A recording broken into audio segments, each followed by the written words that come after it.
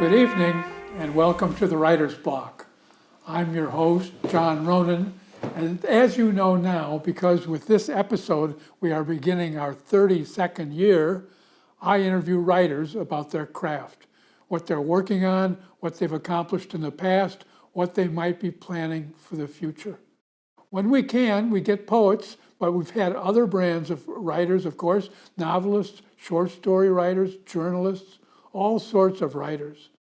We even cast a wider net than that. We have had on other brands of artists as well. We've had on a couple of sculptors, we've had on actors, we've had on musicians. So if you have an idea for someone who might be a good fit for the Writer's Block, whether a writer or other brand of artist, watch for our address at the end of the show. We'd be very happy to get your suggestions. I also want to remind you that the Writer's Block and all the other original programming that comes out of 1623 Studios is a result of cable access television. It's a wonderful community service for Cape Ann, and it's a valuable thing to remember. Keep your cable. Don't go for other ways to access the internet. Stick with cable, stick with the Writer's Block. Tonight, I'm very happy to say we do have poets. We have 3 Rockport poets who are members of a larger group of 9 who have put together a wonderful anthology of poetry called Tidelines. It's available now at local bookstores, and we'll talk about where it's available more extensively later. The poets are Suellen Wedmore, Ruth Maassen, and Robert Whelan. I'm going to give a couple lines of introduction for them before we meet them personally.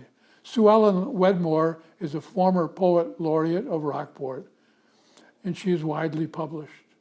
She won first place in the Writer's Digest rhyming poem and non-rhyming poem contests. Her chapbook, Mind the Light, won first place in Quill's Edge Press's Women on the Edge contest, and we talked about that, Suellen and I did, when she was last on the show. The second guest in the middle of our group is Robert Whelan. He is a poet and writer whose poems have appeared in many distinctive journals, including Ibbotson Street, Neologism Poetry Journal, Pure Haiku, Red Barn, 2020 Voices, and Wordplay. He organizes the annual Rockport Poetry Festival and hosts the monthly Rockport Poetry Open Mic. On my far end of the table is Ruth Maassen. She is also a former poet laureate of Rockport, a poet laureate emerita, and was in that post for 12 years. Her chapbook, Picking Raspberries, was 4th in the Folly Cove chapbook series back in the 90s, and her poems have appeared in many, many journals, among them Tar River Review, West Branch, Inkwell, and others.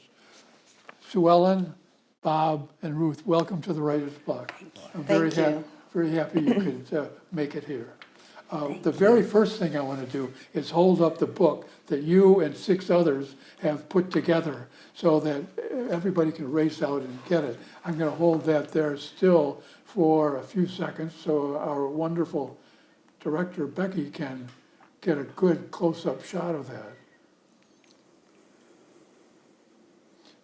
Suellen, will you tell us a little bit about the creation of your group in this book? Yes, I'd love to.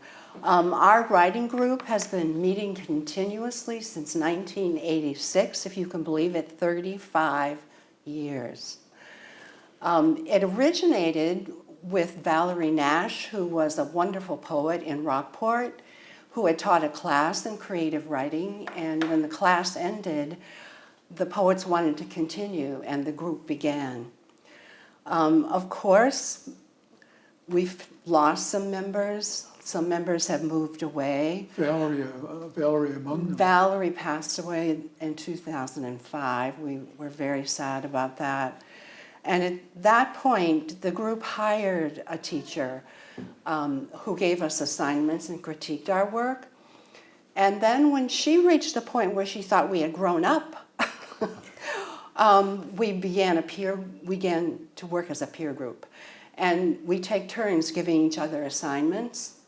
And then we share our poetry, and we recommend the strengths of the poem, and then we might make suggestions for what would make the poems work better. Well, would you do a favor for me and read the names of the others in the group who are not able to fit in our studio? Yes, I'd love to. They're all wonderful poets. Mary Davies Cole, Martha Fox, Joy Halstead, who also did the cover of this book. She's also a wonderful artist. Jenny Meyer is our newest member, Wally Rowe, Carol Sychek, and that makes 9. That makes 9. Thank you. Thank you. I want to turn to you, Bob Whelan, and ask you when you got in the group and why you got into the group. Well, I was aware of the group, and it was really an honor to be able to get into it. I've been writing for years, but that's mostly been in isolation. And it's really good to have top quality individuals read your work and give you incredibly useful feedback. So I'm very happy I was able to do that. And that was about 2 years ago now, I think, that started. So by isolation, you mean the isolation of a poet, not the COVID No, lockdown I'm sorry if I misled. My career has been talking with people as a therapist, and I've had to write in order to express the feelings that have come from that. And consequently, I'm used to keeping confidence, so it was I just kept confidence with myself and just kept the poems. I understand. Ruth, I want to ask you pretty much the same question. When did you get into the Rockport group, and what was your motivation, and what were your thoughts when you did? It was way back in the 80s. My first encounter with local poets it was so lucky. Erica Funkhauser was doing a poetry class, a 6 weeks poetry class open to the public at the bookstore in Gloucester, and I signed up for that. And this was in the 80s? Uh-huh. My daughter, who's now 39, was about 3 at the time, but I met some wonderful poets then, who I still know after all these years. So that was the first. I've been able to sort of segue from one group to another in a continuous way. Were you one of the original in the group? No, the group, but I do go way back. I do go about 35 years. Yeah, so. It was interesting because in the beginning there were 2 groups that met with Valerie Nash, and she and I were in different groups. Ruth was in the daytime group and I was in the evening group. But there's so much continuity over the decades. But It's amazing. I think we 2 have been in the group the longest. 86 is getting to be some time ago. It's getting kind of scary because I'm almost 70. At the time we started, I had a 3-year-old daughter. So You said you're almost 70. I'm 68, so getting on the cusp. Yeah. Well, I'm still the second youngest in the group. Yes. Jenny is the youngest. Wow. I shouldn't say wow. That's good. I want to go back in the other direction now and ask if you would pick a poem of yours, Ruth, from the anthology to read. Okay. Is the pageant? I have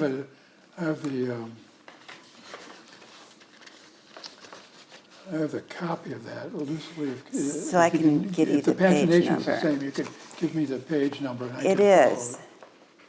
I think I'll read Backyard in North Scituate, which is on page 36.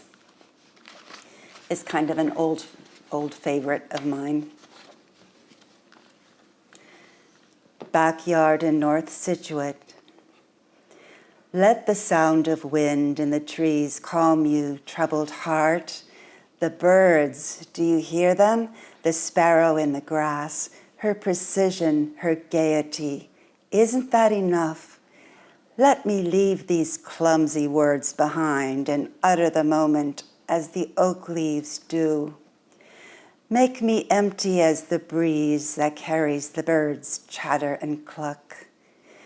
Make me as open to the sky as the marsh visible through the trees, as the curved arm of blue water. Teach me, grass wavering on your tall stem, seeds held tight. Bird whistling high on the red oak, ant scrambling over a weathered board. Daisies in your daisy commune, bobbing your June beret. Make me know everything I desire is already here.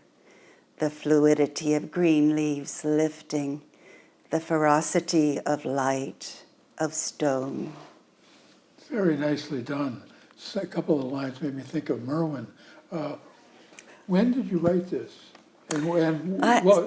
When? Yes, and its immediate inspiration. I assume it was North Scituate, but Yes, I can tell because of the North Scituate. It's been so long since I've been there that I know it must have been decades ago.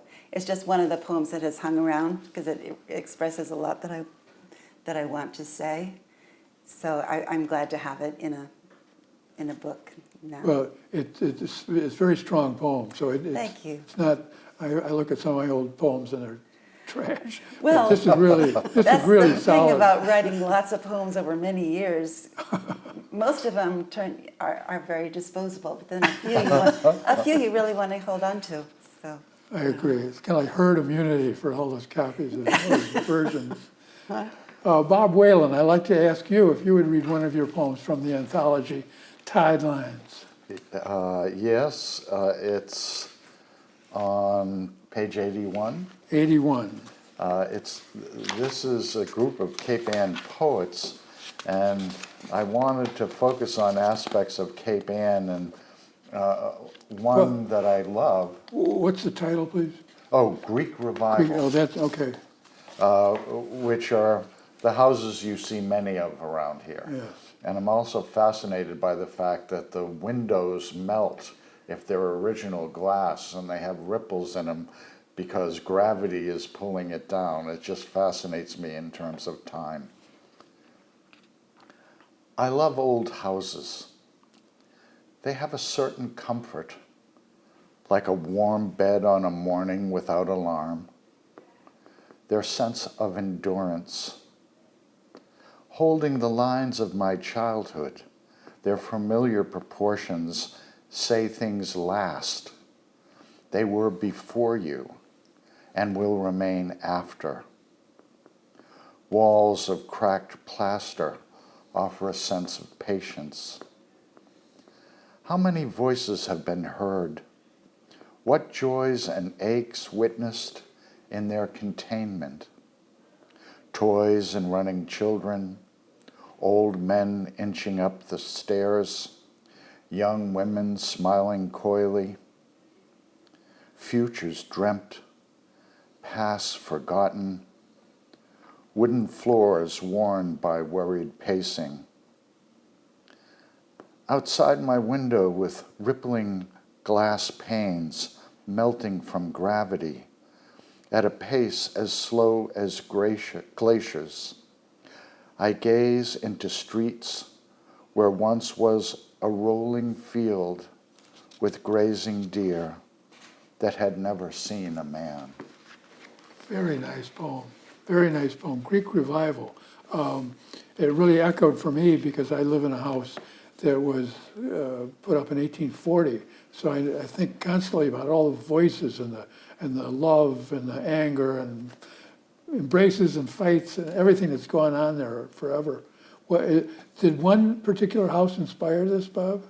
My house was built in 1860, and it's a Greek I loved revival? it as soon as I saw it. Yeah. The bones are great, and I've tried not to change too much. And to me, there's a sense of comfort living in a space like that. Do you ever feel that these voices are strong enough to be ghosts? I don't necessarily get that sensation, but looking at across to streets and fields, Cape Ann and its history is way longer than us and those Greek revivals. Native Americans were here, and there had to be a time when there weren't people here. It just endures. And I get a sense of that living in an older house, at least a parenthetical chunk of time. Yes, yes. I think it's a good point that at one point there weren't any people here. So our idea of time, our deep history is Yep. snap. Thank you. Suellen Wedmore, would you read a poem of yours, please, from the anthology? Yes, Give- I'd love Give me the to. page number. I'd like to read poem in which I imagine God as bartender. It's page 76. And it's interesting because you were just talking about time, and I've been focusing on that, how time just runs through our fingers, and it's such an abstract thing that we can't really understand it or deal with it, and so it's something I needed to write about. And I had fun with this poem because I was writing about time, but I used the language of a bar. So make sure, read the title again so our audience can, And it's in the form of a sonnet. It's a very unusual sonnet. So, poem in which I imagine God as bartender. And I dedicated this to friends of mine that had been friends for more than 30 years, Jane and Carol. And we usually go out once a week. We used to go to Halibut Point Restaurant, and we could share a drink and gossip. So this is dedicated to them. Poem in which I imagine God as bartender. Not to complain, Lord, but this time things a cheat. While a minute goes down slow, like a shot of good gin, the years blur into a bar stool spin. It's all happening too fast, Lord. Now wouldn't it be sweet to pour time, neat like whiskey, into an uplifted glass? Round after round of tears and bite and sass. Like summer settling on a baby boomer's dream. Whiskey with resonance of truth-telling, consistency of cream.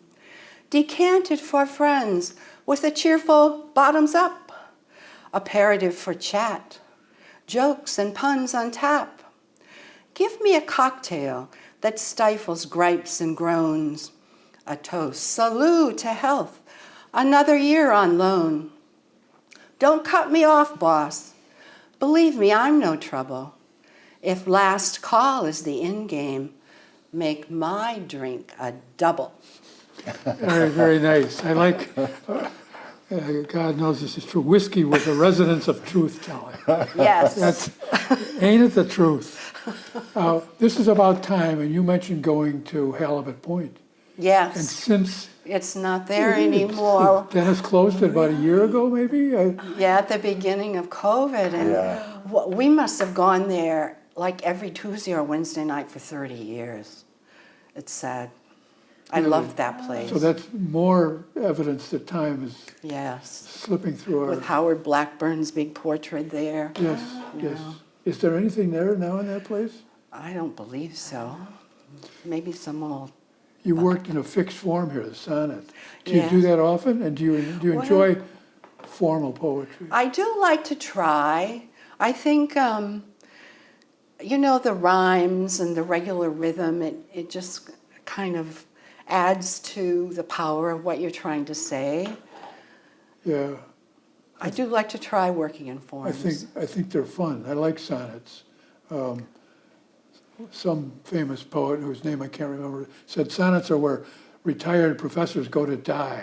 I don't feel that way. I think they're a lot of fun. And Well, I've not written- if you write I've about a written bar. number of- Yeah, that's true. God is bartender. Yes, thank you for that. I want to ask, because we're talking about the anthology, I want to hold that up again, and I want to plug it again and see if we can get another close-up of the anthology. Where is that available right now, Ruth? It's at the printer now, so within a couple of weeks, we're sort of taking, each one of us is going to be placing copies. I know there'll be a dozen or so at Cape Ann Museum to begin So the with. Cape Ann Museum, the bookstore For the downtown. local bookstores. Is there a bookstore So- in Rockport anymore? No. No, that's gone for good. How Our about, Dogtown books. are you going to be on Amazon? It will be. yes. Amazon? Yeah. Okay, so in time for Christmas, people, Oh, Definitely for in time sure. for Christmas. okay, good. I know Joy, who did this painting. Oh, did Joy this Halstead, one of your wonderful- group. Yeah, she did this wonderful painting, and she did the cover, and she's ordering 60 copies because she has a very large family. She's going to give a copy to everybody. She in her personally family. ordered 60? 60. That is a large family. So if you're related to Joy Halstead, look out. It's headed your way. Who did I steal that from? It's a very nice-looking book. I want to ask some questions. I'm sure our audience would like to hear something about the process of producing this. Bob, what are some of the items you had to learn? In terms of the process, it was basically, I look and saw and have been working with a group of intensely talented poets. And I'm thinking, why isn't there more available in print? And so the suggestion was, do you want to do an anthology? In which case everyone chose a number of their poems that we felt had to have a flavor connected to Cape Ann. But then in addition, you wouldn't necessarily be limited to that. So put some others that were more representative of the work. So after I collected them, which was really just collecting them, then Ruth did the hard work of editing. Are all the poets from Rockport? No. A couple of them have moved out of state. One of the glories of the horrible thing of COVID is we've been able to keep meeting by Zoom, because one of us moved to Connecticut, one of us moved to New Hampshire. They all originated here, but even though we're spread out all through the horrible COVID period, it was like practically our only connection with the real world at times. We were able to keep meeting every other week. So So I want to get your take on the process, the choosing the poems, and then in a minute getting them in print. You were involved in the choice and the. Well, we each individually chose poems. We wanted at least some that were representative of Cape Ann, and then we wanted poems that maybe represented another aspect of our voice. So we each individually chose the poems that we would like to represent us. And then they were nicely collated, and So the poems were chosen by the poet? yes. There wasn't a communal voting or any process like that? No, and a lot of the poems I recognize because they were worked on together in the group, which is rewarding. And how many poems are there for each of the 9? 8. Each? 8. 8 or 10 pages is what we kind of said. Okay, 8 or 10 pages. And I want to ask, I have the galley that you gave me some time ago, and the title changed. Was that Yes, that was.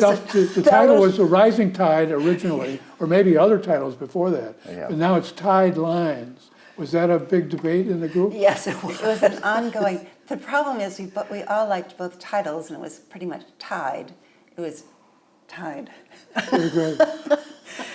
But Joy, who is the artist here, really liked tide lines, and we all sort of came around to the sound of it and the little pun. You know, Joy is always making jokes. She's so witty.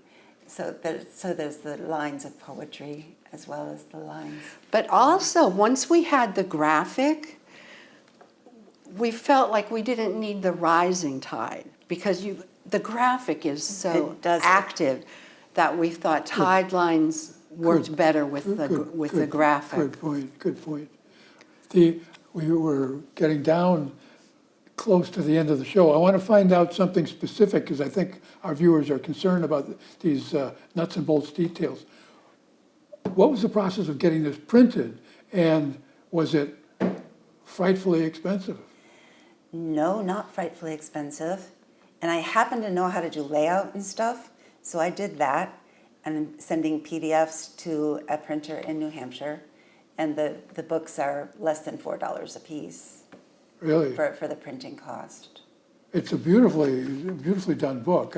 I've just seen it for the first time today, the finished Yeah. version. But the poetry is extremely fine, solid. I don't say that as a matter of politeness. It's really solid poetry, and I can recommend it strongly to everybody in our audience. Thanks very much. There are other groups who write poetry on Cape Ann and all of our towns and cities. What advice would you give them if they were thinking of doing the same thing, Suellen? Well, I think it is important that you meet at least every 2 weeks so that you have ongoing feedback, and that's what really affects the quality of your poems. And then, to make the decision to invest energy in putting it together and being able to choose what you think is And Bob, your advice? Yeah, well, I think you're raising a good point. In my opinion, there isn't enough published. So part of what I try to do is also run the Rockport Press, where I want to support local poets, small poets. And there's a new hand press in Rockport, a couple of Montserrat students, and I'd like to make it available for folks if they feel like Good. they want to get published. We can We involve look forward to seeing some things out of that press. And Ruth, can you give, we're almost out of time, a sentence or two of advice to people who are starting out on the same kind of project? It helps a lot if you know somebody who knows how to do page layout. Thank you. That's good. That's nuts and bolts. Right? Okay, that's nuts and bolts. I want to Yeah. thank Suellen, Bob, Ruth for being with us. I also want to thank Mary Cole, Martha Fox, Joy Halstead, Jenny Meyer, Wally Rowe, Carol Seichik for their participation in the group. I want to thank you in TV land for being with us too. If you enjoyed this Rockport group and learning about their anthology, Tide Lines, then the Writer's Block has done its job. Thanks for being with us, and I hope to see you again next week on the Writer's Block. Good night.